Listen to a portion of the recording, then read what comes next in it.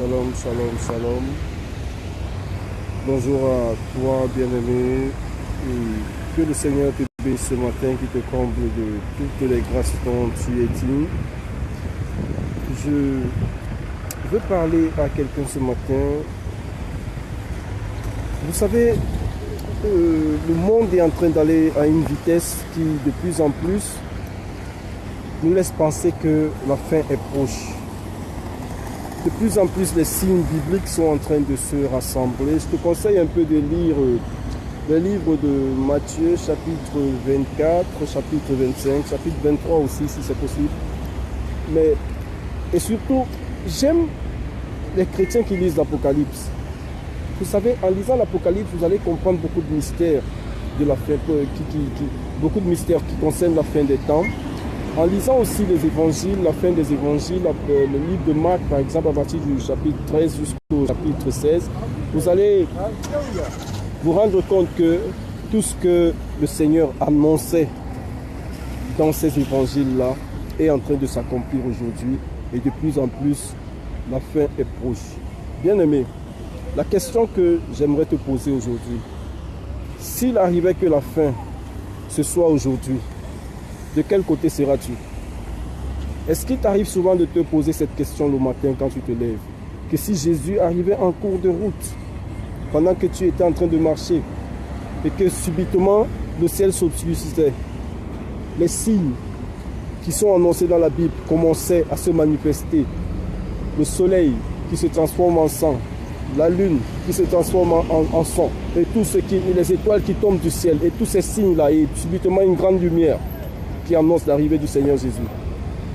De quel côté serais-tu? Serais-tu enlevé? Ou alors ton âme ira périr dans les flammes de l'enfer? Bien-aimé, le temps est arrivé où nous devons prendre conscience. La distraction est là. D'un moment à l'autre, je vais essayer de partager avec vous le peu que le Seigneur m'a mis à cœur concernant la fin de l'année. Surtout la fin de l'année du calendrier grégorien. Parce que je vais te choquer ce matin en te disant que ce calendrier n'est pas un calendrier qui est venu de Dieu. C'est un calendrier qui est totalement le fruit de l'imagination et de la conception de l'homme. Donc d'un moment à l'autre, nous allons partager là-dessus. Et tu verras combien il y a plusieurs d'entre nous qui sont dans l'égarement total, qui sont dans le faux en ce moment concernant la relation qu'on devrait entretenir avec Dieu, sur les principes du temps, sur les principes du temps que Dieu a donné aux hommes et la répartition des heures, des journées et du temps selon Dieu, et aussi ce que les hommes en ont fait. Donc je vais te dire une chose, frère, ton argent que tu iras gaspiller pour aller faire des achats pour Noël et autres, crois-tu qu'en faisant tous ces achats, tu es en train d'aller adorer Dieu, surtout des chrétiens? Et aujourd'hui, l'église réformée, l'église pentecôtiste et tout le reste qui était censé ramener la pensée de Dieu est encore en train de tomber dans ces choses. Quand je vois des églises qui annoncent des événements pour la fête de Noël, c'est choquant. C'est vraiment choquant. Frères, nous qui sommes leaders d'église, arrêtons d'égarer le peuple de Dieu. Hommes de Dieu, j'ai comme l'impression que le problème de l'église aujourd'hui, c'est que beaucoup d'hommes de Dieu ne lisent plus la Bible. Ils ne sont plus attachés à la Bible. Parce que lorsqu'on entend même les prédications qui sont faites de part et d'autre, ce sont des prédications purement charnelles. Il n'y a rien de divin dedans. Il n'y a rien de Dieu dans ces choses-là.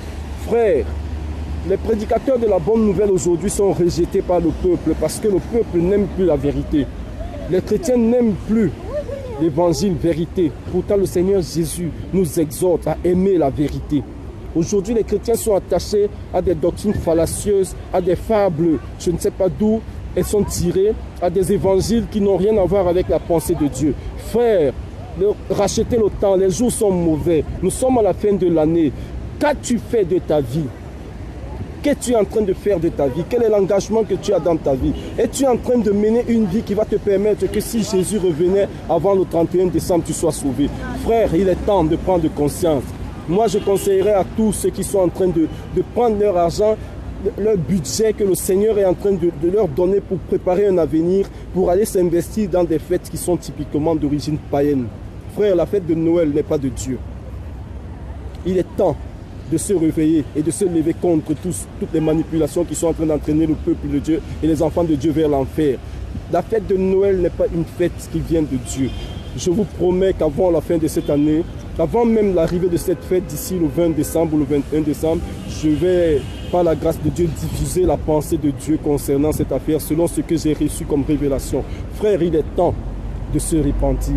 Dieu a besoin de ton âme. Ton argent peut te servir à te bâtir une maison, à préparer un avenir meilleur à tes enfants, au lieu d'aller le gaspiller pour célébrer des divinités qui ne sont en fait pas le Seigneur Jésus. Le Seigneur Jésus n'est pas né le 25 décembre.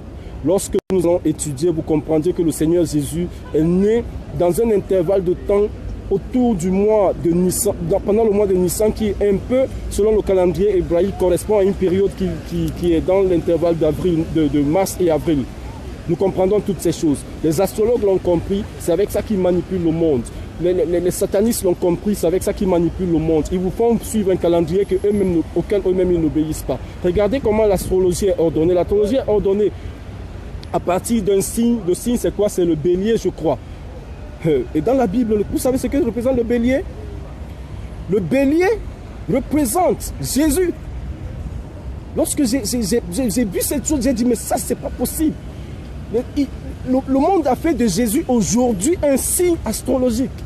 Le bélier dans la Bible représente Jésus. Nous allons voir tout ça. Je suis en route, je n'ai pas de Bible avec moi. On allait lire certaines choses dans les Écritures. La Bible nous dit que lorsque Abraham était prêt à sacrifier Isaac, qu'est-ce qui était?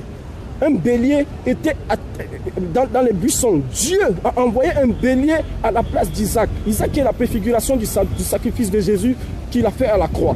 Donc, le bélier en tant que Jésus ne devrait pas se retrouver dans des signes astrologiques. L'astrologie est typiquement diabolique. Frère, repentons-nous. Il est temps de se repentir. Et ils prennent le bélier, ils le fixent à la période où Jésus est né. Je vais te choquer. Noël que tu fêtes se passe en hiver. Ah, je ne sais pas pourquoi je commence à parler de ça, mais le temps arrivera où cet enseignement nous irons en profondeur. Mais je vais juste te donner certaines brèches pour que tu sois préparé à changer de mentalité. Noël que tu fêtes se fête en hiver.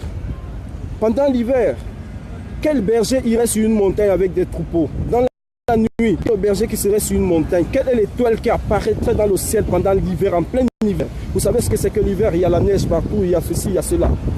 Ce n'est pas le temps où on va paître les brebis dans les montagnes, surtout dans la nuit. Parce qu'en journée encore, il y a le soleil qui peut apparaître à certains moments, mais en pleine nuit, frère, shalom, shalom, homme de Dieu, shalom, mon frère, prophète Jean-Michel Mo, content de savoir que tu es là. Donc, je vais continuer à parler. Je suis en train de parler du fait que les chrétiens aujourd'hui s'égarent en allant célébrer la fête de Noël. Frère, il faut sortir de cet égarement-là. La fête de Noël est une fête païenne. Ça n'a rien à voir avec la pensée de Dieu. Jésus n'est pas né le 25 décembre. Jésus-Christ, que nous célébrons, que nous adorons comme Dieu, n'est pas né le 25 décembre. Frère, abandonnez ces pratiques qui ne sont pas de Dieu. C'est de l'idolâtrie pure et simple. C'est de l'idolâtrie pure et simple. Je vais vous poser une question un peu choquante. Quelle est cette fête chrétienne qui se termine dans les boîtes de nuit, dans les bars, dans les maquis? Quelle est cette fête chrétienne pendant laquelle on profite pour détruire la vie des jeunes filles encore vierges qui devraient conserver leur virginité pour se marier? Quelle est cette fête chrétienne pendant laquelle l'on profite pour détourner la mentalité des jeunes enfants qui sont à la fleur de l'âge, qui commencent à rentrer dans leur étape d'adolescence, qui sont en train d'entrer dans l'âge de la puberté, qui plongent dans le péché à cause d'une célébration soi-disant fête chrétienne? Moi, je sais une chose, c'est que lorsqu'on parle de fête chrétienne, on parle de Jésus comme leader de cette fête. Et les fêtes de Jésus sont des fêtes où on adore, on célèbre à l'intérieur d'une église. Après avoir célébré à l'intérieur d'une église, on est dans la joie en célébrant, en chantant des cantiques, en se réjouissant à cause du nom de Jésus. Mais aujourd'hui, la fête de Noël, c'est l'occasion de chute de plusieurs. Par contre, qui peut-être avaient maintenu leur vie jusqu'à un certain niveau. C'est l'occasion pour détourner la mentalité des enfants. C'est l'occasion pour égarer les enfants de l'évangile, égarer les enfants de l'église, les pousser dans le monde. Parce que c'est pendant ces périodes-là que les adolescents commencent à devenir délinquants. Les adolescents commencent à s'égarer, à s'éloigner de Jésus. Pourtant, Jésus, à l'âge de 12 ans, était déjà à l'intérieur de l'évangile. Jésus, à l'âge de 12 ans, était déjà en train de s'interroger. Et c'est à l'âge de 12 ans que la plupart des enfants commencent à s'égarer. Lorsqu'ils sont au lycée, ils commencent à mettre la tenue, ça devient une autre vie qui commence. Frère, il est temps de prendre conscience. Dieu aimerait que nous éduquions nos enfants. Dieu aimerait que nous éduquions nos enfants selon sa pensée, selon sa parole, selon ce qu'il a déclaré dans la Bible. La Bible est claire sur certaines choses, mais c'est nous qui refusons, parce que nous refusons de la lire. Nous nous entêtons à écouter des fables que des personnes matérialistes, et je ne sais pas comment dire, passent le temps à diffuser partout pour nous entraîner dans le péché. Il est temps, chrétien, chrétienne, de t'attacher aux Écritures et d'obéir à Dieu. Je ne sais pas, ce matin, vous savez, dans le prophétique, il y a des choses qui viennent et lorsqu'elles arrivent, il faut les déclarer telles qu'elles viennent et les faire sortir telles qu'elles viennent. Tu vas trouver dans ce message qu'il y a plusieurs aspects qui sont ressortis, mais je bénis le Seigneur parce que tu as écouté ce message et que ta vie pourra prendre un nouvel angle ce matin. Que le Seigneur te bénisse. Shalom à toi mon frère Jean-Michel Mo. J'ai beaucoup aimé ton direct ce matin parce que tu as dit des choses qui étaient précises et telles qu'elles doivent être. Et je prie Dieu qui continue à te remplir, qui continue à te bénir. Salut à toi ma grande sœur chérie. Waouh, waouh, j'avais même pas vu que tu étais en ligne. Salut à toi ma grande sœur chérie Ruth Momo. Oh, ton petit frère, il t'aime beaucoup, il t'aime toujours et je pense toujours à toi. Que Dieu te bénisse, que Dieu bénisse les enfants, que Dieu te protège pendant cette fin d'année, qu'il protège ton mari, qu'il protège toute ta famille et que le Seigneur vous bénisse. Salut à toi mon frère Diri Bizango, que Dieu te bénisse. Que Dieu te bénisse. Mais toi, tu m'as abandonné, j'attends ton coup de fil depuis. Que le Seigneur te garde, frère Diri. Que le Seigneur te garde. Shalom, shalom, shalom.